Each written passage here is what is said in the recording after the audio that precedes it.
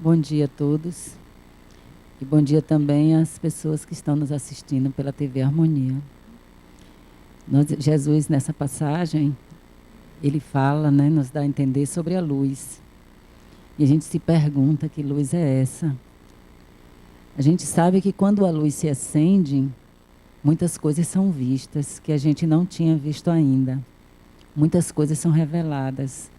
Se estamos num ambiente escuro e acendemos a luz, nós podemos perceber tudo o que está ali. Nossa compreensão, nossa possibilidade de entender o que está à nossa volta aumenta. Se estamos na escuridão, a gente pode tocar os objetos, pode tocar o ambiente, as paredes e ter alguma percepção.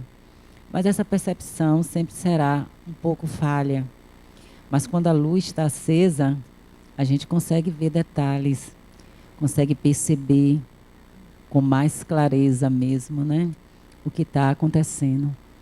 Então é por isso que Jesus disse que a gente não deve colocar, que a gente deve colocar a luz no alto, para que ela ilumine tudo, para que ela possa tornar para a gente todas as coisas reais. E aí a gente pode pensar nessa luz como, por exemplo, o conhecimento que nós adquirimos. A gente caminha e vai aprendendo coisas novas, vai entendendo as coisas da vida, como a gente fala.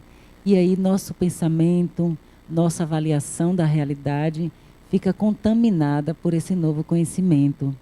É como se esse conhecimento iluminasse o nosso entendimento.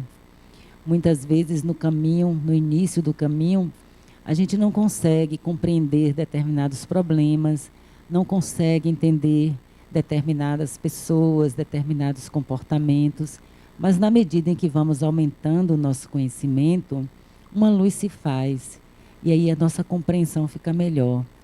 A mesma forma, a nossa maturidade. Criança, nossa percepção está limitada. Na medida em que a gente vai crescendo, a gente vai aprendendo coisas novas e aí como que a nossa mente se ilumina e chega a uma compreensão maior. Da mesma forma como espíritos. Na medida em que vamos reencarnando, vamos também amadurecendo como espíritos, vamos adquirindo novos conhecimentos. E aí, cada vez mais que chegamos ao planeta, para nossa experiência particular na matéria, nossa compreensão é maior, porque já conseguimos iluminar de alguma forma a nossa experiência, o nosso psiquismo, o nosso entendimento. Mas podemos pensar também na luz como consciência. Toda vez que nós fazemos um pouco mais de consciência na nossa vida, as coisas também se iluminam. A gente às vezes tem um relacionamento difícil e leva anos sem conseguir entender por que esse relacionamento é tão difícil. Por que a gente não consegue construir com uma determinada pessoa que amamos até, que gostamos, que temos interesse, e não conseguimos construir uma relação profunda, não conseguimos construir uma intimidade, não conseguimos construir uma confiança. Mas na medida em que vamos iluminando a nossa consciência, na medida em que descobrimos qual é o ponto mesmo que interfere nesse relacionamento e que na maioria das vezes, se não dizer em todas as vezes, tem mais a ver conosco do que com o outro, quando a gente consegue perceber, é como se tudo se iluminasse. A gente começa a ter consciência, não, há algo em mim também que dificulta esse relacionamento. E aí a gente começa a trabalhar e consegue finalmente construir um relacionamento mais proveitoso com o indivíduo. Então a consciência, ela traz essa possibilidade de iluminação também. É uma luz que deve ser também colocada no alto e que a gente deve buscar e que é uma tarefa pessoal. Consciência se faz buscando se conhecer cada vez mais, compreender cada vez mais quem somos, o que desejamos, o que queremos. Mas podemos também pensar em luz como o espírito. Caminhamos na Terra muitas vezes esquecido de que somos espíritos imortais. E quando buscamos esse espírito, é como se iluminássemos a nossa visão e o nosso entendimento do ponto de vista espiritual. E aí chega para nós mais compreensão ainda, mais iluminação ainda. Então, as grandes tragédias que são divulgadas na mídia, as coisas que nos chocam, nós acrescentamos a essas coisas a nossa compreensão espiritual, a nossa luz espiritual. Então é possível entender como as coisas se manifestam na vida e como estamos na Terra não desamparados, vivendo à mercê dos acontecimentos, mas como somos responsáveis por todos esses acontecimentos. Eu não sou responsável apenas pelo que acontece na minha vida. Eu também sou responsável pelo que acontece nas outras vidas e em todas as vidas que eu partilhe de alguma forma. E por que eu sou responsável? Porque eu acrescento à vida a minha própria luz ou a minha própria sombra.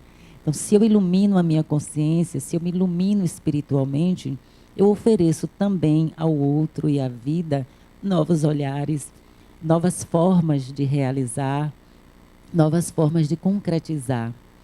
Podemos também pensar nessa luz como o amor.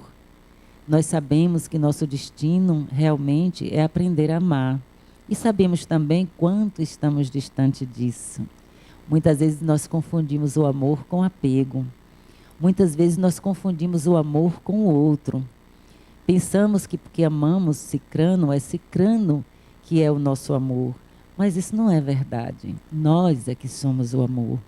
Que em fulano nós projetamos, porque ele despertou em nós. E devemos ser agradecidos por ele despertar. Mas o amor é meu. Sou eu que estou manifestando. Então este amor que eu sinto, ele também deve ser colocado no alto para que ele ilumine também. Não necessariamente o outro, mas que ilumine a minha vida, ilumine meus pensamentos, ilumine as minhas ações, ilumine as minhas decisões. E a gente observa que logo no início da parábola, Jesus fala, não é para qualquer pessoa, ele fala para alguém que já acendeu a luz.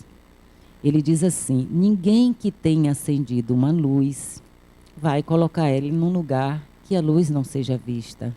Então a gente já percebe que ele está se referindo a nós que buscamos Deus, a nós que buscamos a grande luz divina, não é? A nós que saímos do nosso cotidiano materializado, da nossa vida somente voltada para as questões meramente humanas durante a encarnação e desejamos, pedimos, fomos buscar algo mais, esse algo mais que transcende a matéria. Nós estamos em busca de Deus, nós estamos em busca de algo que nos ofereça uma dimensão maior da vida. Então, nós somos aqueles, cada um de nós, que acendeu a lamparina. Nós acendemos porque despertamos em nós, despertamos em nosso psiquismo a função religiosa. Despertamos em nós a necessidade dessa busca religiosa. Não importa que religião nós adotamos, não importa se somos cristãos ou se somos budistas, mas todos nós que acendemos a luz, com isso iniciamos uma nova etapa na nossa vida. Mas, no entanto, na maioria das vezes, a gente acende essa luz e deixa ela lá, no cantinho, debaixo da cama, escondida. E na hora que tem os problemas, na hora que tem as dificuldades, a gente se esquece de pegar essa luz e iluminar os acontecimentos para que possamos compreendê-los. Então, se há uma dificuldade grande, se há uma perda dolorosa, o que a gente faz? A gente esquece que acendeu a luz da religiosidade, esquece que acendeu a luz da busca do espiritual e analisa aquela experiência apenas do ponto de vista humano pequeno, apenas do ponto de vista do apego e da matéria. Então a gente sofre desmedidamente e não acrescenta nada. A gente só acrescenta mais sofrimento. Então é importante que a gente pegue a luz que a gente já acendeu e ilumine cada acontecimento em nossa vida. Então a gente vai saber, por exemplo, que a perda, que a morte são experiências que a gente passa aqui na Terra e que elas não são definitivas. A gente vai compreender que um espírito que se separa da gente aqui pela morte ou por uma separação, por escolha de outro parceiro, não é o fim para nós. Na verdade, são formas e experiências que nós aprendemos para crescer cada vez mais. Experiências que passamos para nos desenvolvermos. Quando assistimos, por exemplo, na televisão, tragédias grandes, como a da mulher, por exemplo, né, que atropelou os 2 jovens, a gente não pode se permitir, como todo mundo, como a maioria, analisar esse evento apenas do ponto de vista concreto. Do ponto de vista concreto, a justiça sabe, os advogados sabem, e já está prevista a punição, já está prevista a defesa, já está prevista a acusação.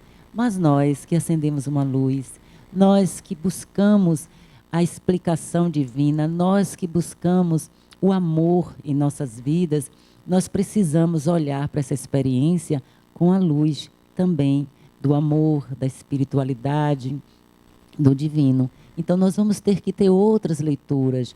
Não é apenas uma coisa absurda, mas também a limitação humana. É também o fato de sermos ainda, nem sempre a maioria de nós trabalhou os instintos de forma que possamos trabalhar com eles sem ter uma imposição de ações, sem nos descontrolarmos, sem nos desequilibrarmos. Então a gente precisa ver que cada um de nós também podemos fazer coisas semelhantes e que para evitar fazer coisas desse tipo, a gente precisa caminhar cada vez com mais luz, com mais esclarecimento, com mais entendimento, com mais compreensão. Precisamos saber também que diante de qualquer tragédia, mesmo os tsunamis da vida e outras tantas, Deus confia em nós e na nossa luz para que coloquemos nessa experiência compreensão, entendimento, compaixão, que nós nos coloquemos a serviço daqueles que estão sofrendo. Se não podemos ir lá, se não temos condições de oferecer algo material, mas a gente sempre pode oferecer o nosso entendimento, a nossa empatia, as nossas orações. Então, acender a luz implica numa grande responsabilidade para cada um de nós, porque nós nos tornamos alguém no mundo em que a espiritualidade confia e espera que ajude a melhorar o próprio mundo.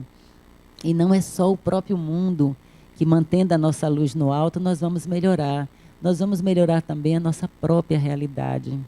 Imaginemos, tem uma imagem muito interessante num livro sobre Jung que eu gosto muito, que exatamente um homem aparece com uma lamparina segurando e descendo para o inconsciente. Então a gente precisa também iluminar a nossa psique.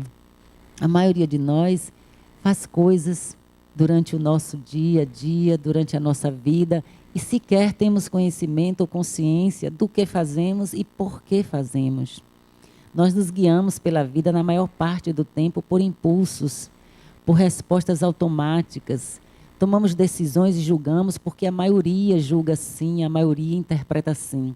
Poucos de nós conseguem compreender o que é que nos move nessas ações, o que é que nos toca, quais os sentimentos que estamos desenvolvendo em nós, que estamos alimentando, quais os sonhos, quais os desejos. Então a gente precisa pegar essa lamparina e fazer uma viagem para o nosso psiquismo, colocando essa luz de forma que a gente possa compreender quem somos, na nossa grandeza espiritual e na nossa pequenez humana. Nós temos que saber e visitar a nossa própria luz, que é o nosso espírito e o nosso amor, mas também temos que visitar a nossa própria miséria, que é o nosso egoísmo, o nosso orgulho, a nossa dificuldade, a nossa vaidade. Então, vigiar e visitar a nossa psique é exatamente trazer essa luz espiritual, essa luz desse amor também, porque precisamos ter compreensão e compaixão de nós mesmos. A gente não consegue ter compaixão do outro se não formos capazes de ter compaixão de nós mesmos. E nós não temos compaixão de nós mesmos quando alimentamos a ilusão de que somos perfeitos. Então a gente precisa fazer essa viagem e descobrir quem somos.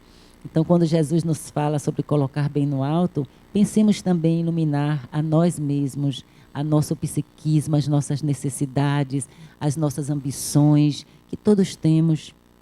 Quem de nós pode virar e dizer, não sou vaidosa? A vaidade se manifesta de várias formas. Não é só no traje, não é só na pintura, não é? Variando de cada pessoa, ela pode se apresentar em qualquer um. Quem de nós pode dizer, não sou orgulhoso?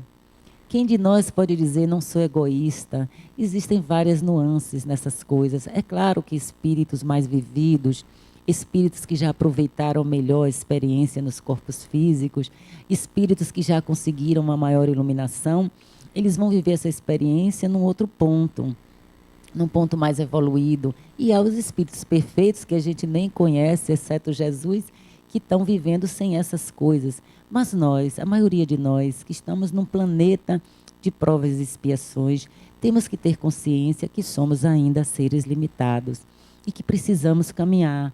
E mais ainda, que diante estamos do planeta de regeneração e que seremos nós que vamos habitar este planeta e que a construção desse planeta de regeneração é uma tarefa nossa. Então precisamos fazer luz. Então precisamos clarear as nossas vidas, precisamos clarear os nossos sentimentos, precisamos nos aproximar cada vez mais da dimensão de luz que é o Espírito, da dimensão de luz perfeita que é o divino, para podermos construir um mundo melhor para nós, mas um mundo interno primeiro. Um mundo interno, porque o mundo externo irá fazer a seleção, a própria vida fará a seleção dos que podem ficar. Para permanecermos, precisamos iluminar interiormente a nós mesmos. E o planeta de regeneração nos pede um compromisso com o bem, um compromisso com o amor. E esse compromisso com o bem, com o amor, não é a perfeição absoluta, mas é um compromisso que exige que a gente coloque a luz no alto, que exige que a gente privilegie a luz, mesmo sabendo que cada luz também vai formar uma sombra. Que na medida que a gente caminha, a gente clareia um aspecto, mas o outro ainda está sombrio. E que a gente vai precisar de tempo para espalhar essa luz. Mas, no momento em que acendemos, não podemos mais nos desvincular dessa luz, porque será uma grande bobagem que faremos. Nós vemos que uma das coisas interessantes que fazem as pessoas desistirem da luz são as resistências, né? Os medos. Às vezes a gente tem medo. E os medos variam ao máximo. Alguns têm medos de serem bobos.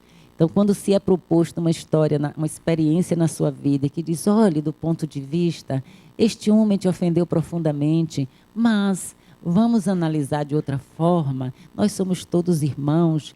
E aí a pessoa diz, mas eu vou parecer quem diante dessa pessoa? Um abestalhado, um irresponsável, o que ele vai pensar de mim? Daqui a pouco ele vai querer me governar. E aí a gente começa uma série de resistências para não deixar brilhar essa luz como ela deveria estar presente. Eu me lembro pessoalmente conversando com uma pessoa que, por sinal, é evangélica, e a gente normalmente tem uma ideia de evangélico bem problemática, mas essa pessoa realmente é o evangélico, não é qualquer evangélico. Então eu estava dizendo a respeito, nós estávamos conversando a respeito de uma pessoa que estava cometendo contra mim uma série de exigências absurdas. E aí eu dizia para ele assim, olha, repare bem, eu tenho que tomar uma providência. Sabe por quê? Porque eu preciso educar essa pessoa. Ela precisa entender que ela está errada. E aí esse homem virou e fez assim, ô Márcia, não eduque ninguém não, eduque você. Se lembre, o que nos interessa é Deus, busque manifestar Deus, deixe a educação dela para Deus ou para outro. Aí vocês vejam que maravilha uma frase dessa, né? Mas a gente quer educar o outro, a gente quer que o outro faça corretamente, a gente quer uma porção de coisas. E aí a gente vai criando uma série de resistências a manter esta luz no alto. E a gente aí deixa novamente ela de lado para que ela não interfira nessas coisinhas que a gente ainda não consegue vencer, porque ainda estamos muito apegados aos conceitos humanos, ainda estamos muito apegados às nossas necessidades bem humanas, né? E por outro lado, então, Jesus vai nos dizer na parábola seguinte que ele não vai dizer tudo a qualquer pessoa.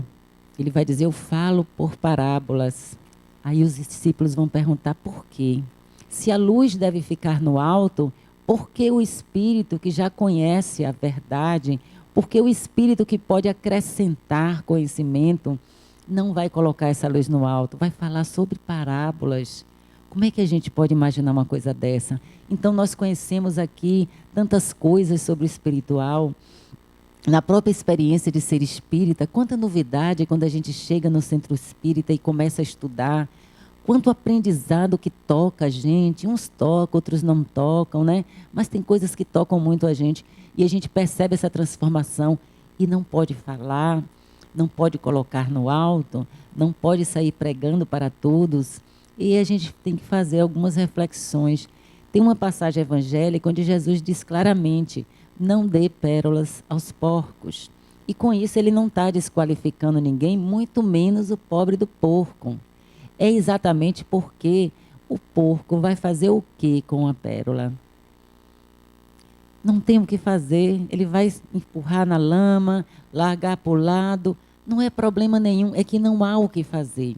Aí às vezes a gente, tomado por esta luz, sem compreender que a luz deve iluminar primeiramente a nós, aí vamos para o outro, querer evangelizar ele a qualquer custo, querer que ele creia de qualquer jeito, querer que ele mude o comportamento de qualquer jeito, sem compreender que cada qual tem o seu próprio processo, o seu próprio caminho, que cada qual tem seus movimentos e precisa do tempo que lhe é necessário. E sem pensar também que eu posso ter mais caminhada evolutiva, mais tempo de reencarnação, mais experiências que me acrescentem, e o outro pode não ter.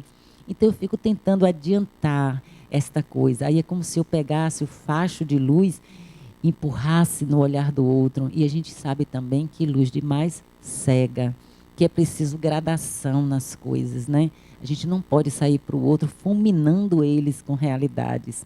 Do ponto de vista mitológico, a gente conhece várias histórias em que o indivíduo que insiste em ver a Deus como Deus é, ele termina fulminado, ele termina queimado, porque a gente precisa de um preparo para chegar lá.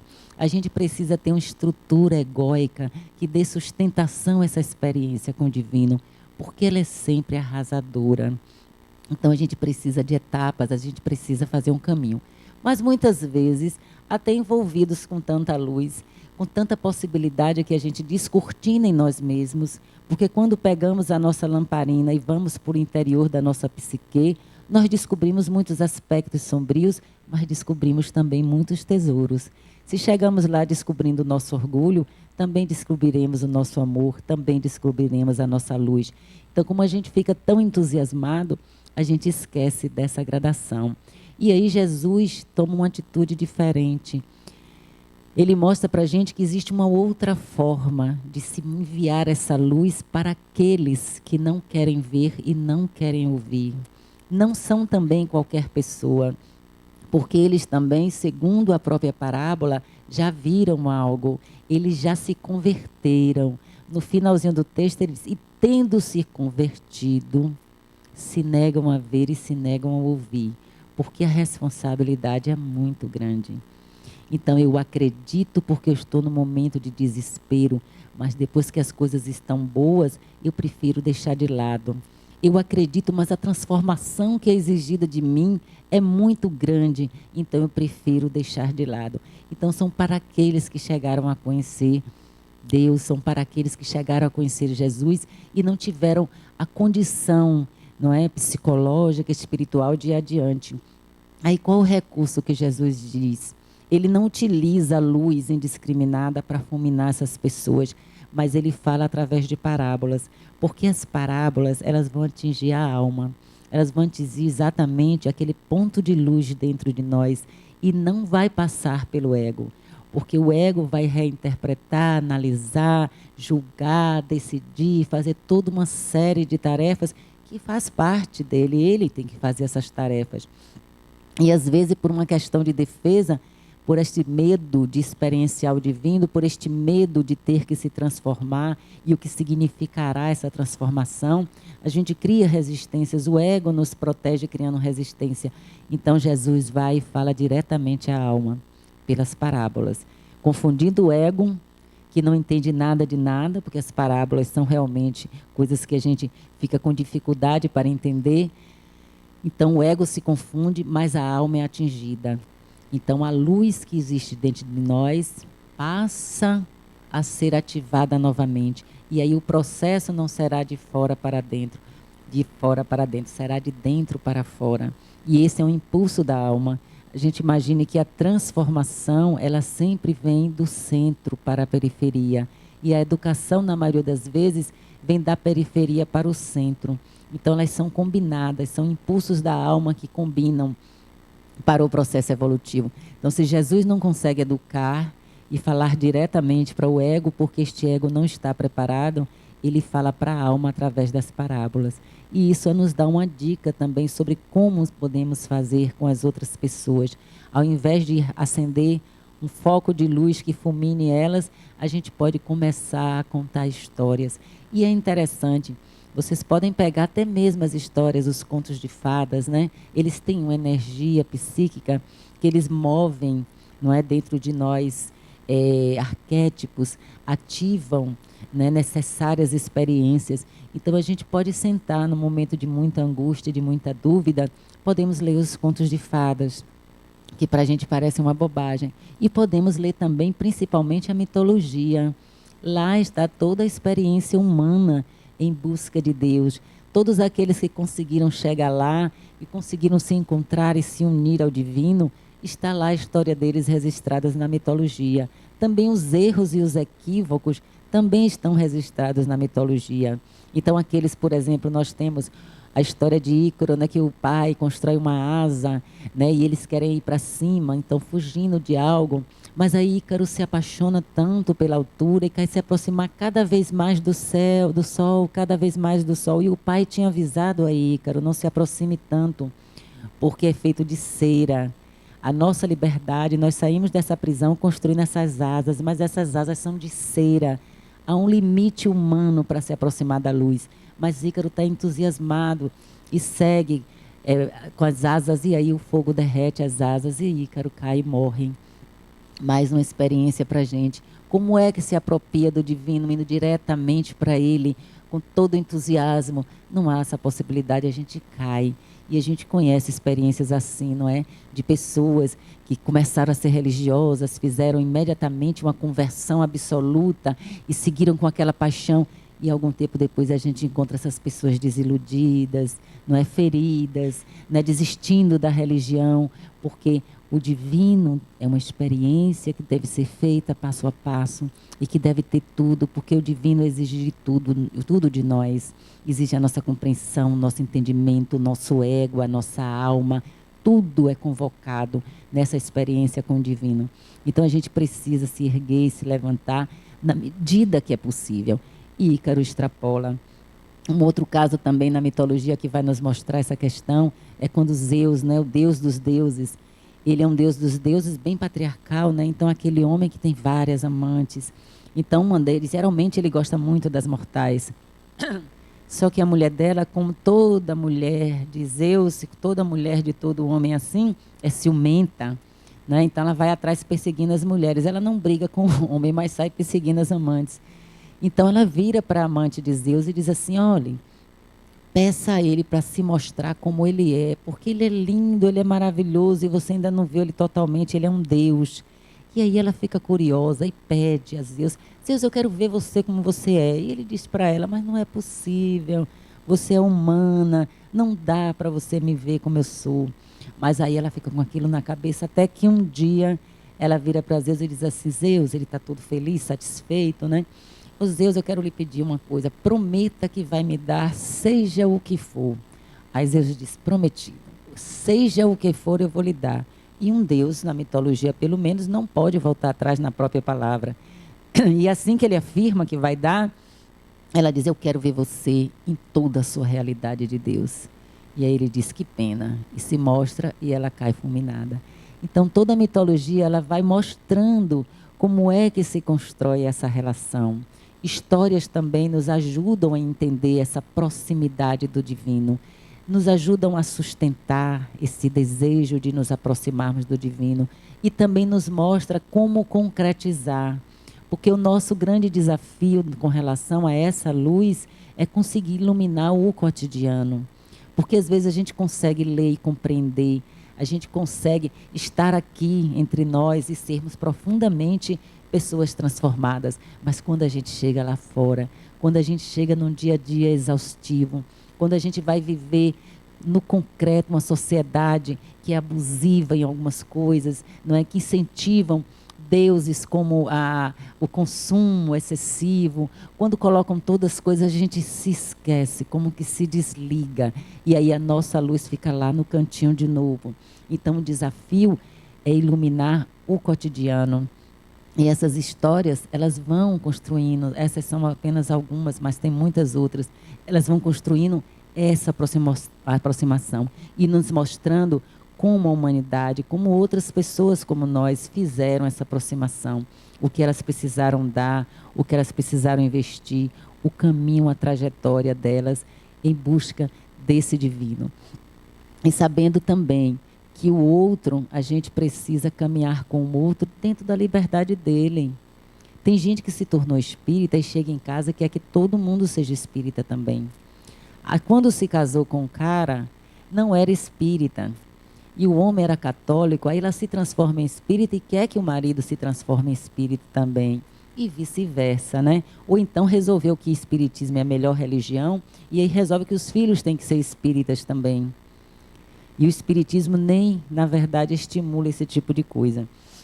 Então a gente tem que ter paciência e entender que Deus se manifesta nas pessoas e em nós da forma que é possível. E essa forma possível sempre será uma forma bonita se nós pudermos iluminá-la, não impondo a nossa luz e a nossa verdade, mas compreendendo que é outra forma de Deus. Então cada religião é abençoada em si mesmo, porque cada uma delas investiu um ser vivo que originou, porque todas as religiões são sempre de uma revelação, elas partem de uma iluminação de algum ser que entra em contato com níveis superiores e que essa visão dele é tão geral que abriga e atrai muita gente. Então todas elas nasceram do amor. Todas elas têm um propósito de levar o homem para o divino, de fazer essa trajetória para o divino. Agora, é claro que nós, na nossa prática, somos capazes de desvirtuar esse caminho. Não é verdade? Em todas as religiões tem gente que desvirtua o caminho da fé, como em todas as religiões tem gente que ilumina o caminho da fé. Então a gente tem que olhar para o outro com todo respeito. Ele só pode acrescentar à minha fé alguma coisa.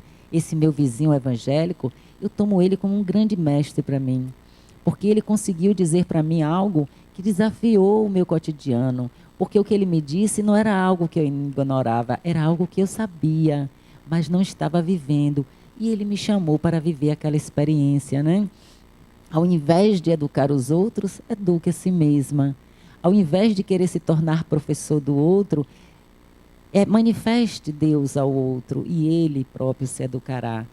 Então a gente vai construindo, se a gente tiver abertura na vivência com o outro, a gente vai construindo um caminho sólido para o divino. Agora, a gente não pode, nunca, decidir que não deve acender a nossa luz ou que deve escondê-la em algum lugar. A história de Barba Azul, que eu acho que vocês conhecem, também nos ajuda a pensar sobre essa questão de acender a luz e escondê-la ao mesmo tempo, né? Como não é possível isso? A Barba Azul, não sei se vocês sabem, mas era um homem que teve várias mulheres e matava todas as mulheres, né? Na verdade, ele matava e depois, quando ele se casava novamente, ele pegava assim, tinha um castelo enorme, cheio de portas, e essas portas tinham várias chaves, né? Então ele chegava e dava para a mulher, olha que sabido, né? Porque se eu tenho uma chave que eu não quero que ninguém abra, eu não vou mostrar, eu vou esconder. Mas ele não, ele ia lá, era o próprio despertador da psique.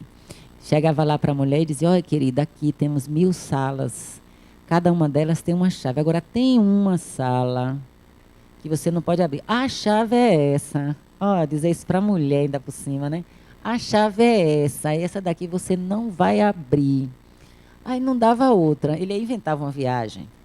Vou passar uns dias fora. Aí não dava outra. A pobre da criatura ia lá, pegava a chave e abria. Quando abria, ela já via logo todas as mulheres anteriores mortas, porque o castigo era esse. Ele pegava e matava, abriu o quarto, morreu, né? E aí, resultado, essa última noiva dele, quando vai abrir, tá com as irmãs lá brincando, não sei o quê, aí vamos abrir que nada, ele não vai saber, né? Mulher curiosa, gosta disso. Não tem importância, ele não vai nem saber, tanta chave. Aí mete, quando ele vê lá, vê todas aquelas mulheres mortas, ela aí tranca de novo, né? E diz assim, não vou dizer nada a ele. E aí sai para guardar a chave, só que ela descobre que a chave está sangrando. Agora vocês imaginem, uma chave com hemorragia. E ela faz de tudo para resolver o problema da chave. Até borra de café ela bota para assustar a hemorragia da chave.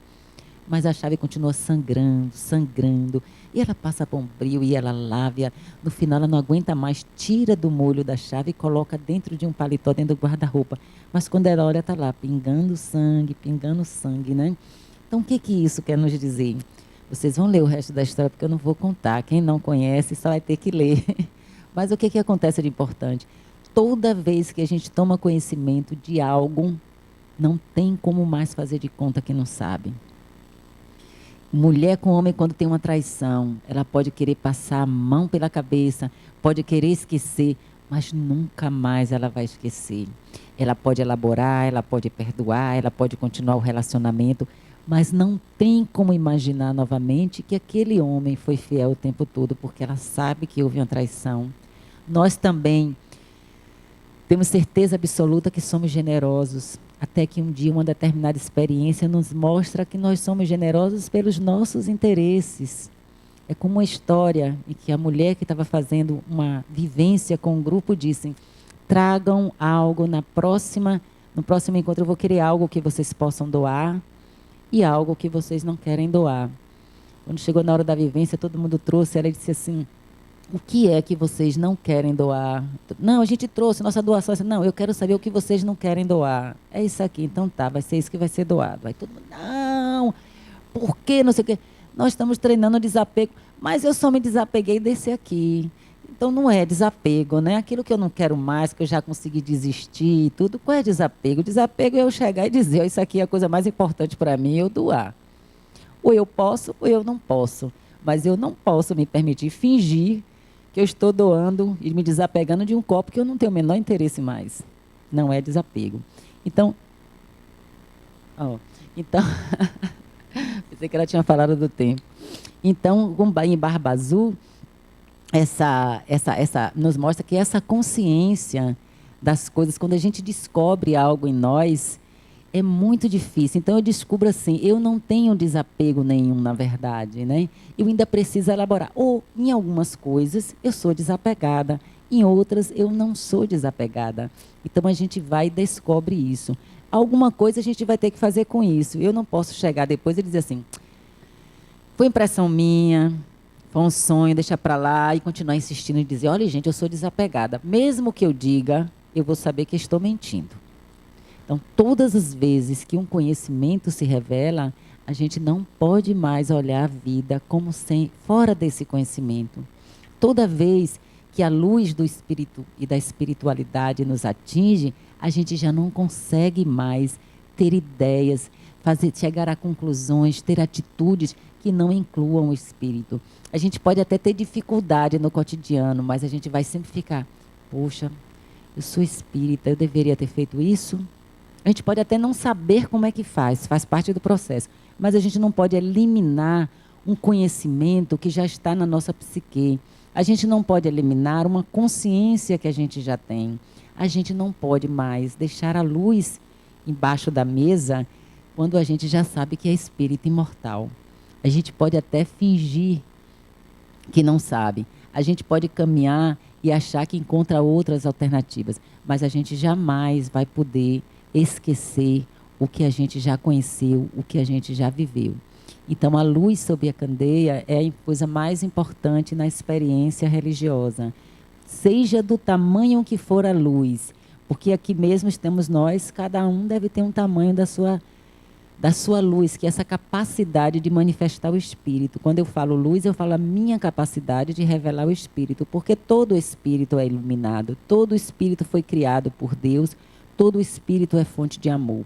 Mas a gente manifestar essa qualidade do Espírito varia de um para um. Então, a gente pode dizer que cada um de nós temos um grau de manifestação, temos um grau de luz, temos um grau de espiritualidade.